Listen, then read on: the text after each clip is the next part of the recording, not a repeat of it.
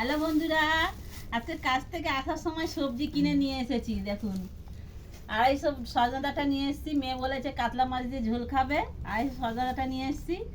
250 সজনা ডাঁটা 50 টাকা নিয়েছে, 200 টাকা কিলো। আর নিয়ে এসেছি এখানে ক্যাপসিকাম নিয়ে এসেছি, 2টো ক্যাপসিকাম নিয়েছে 20 টাকা। হলুদ নিয়ে এসেছি 10 টাকার।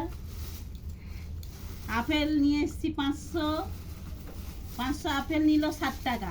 না 60 টাকা না, 220 টাকা, 110 টাকা। আমিও ভুল বলছি, 110 টাকা নিয়েছে 500 আপেল। তার সাথে নিয়ে এসেছি একটা লাউ, তার সাথে নিয়ে এসেছি বেবিকর্ন।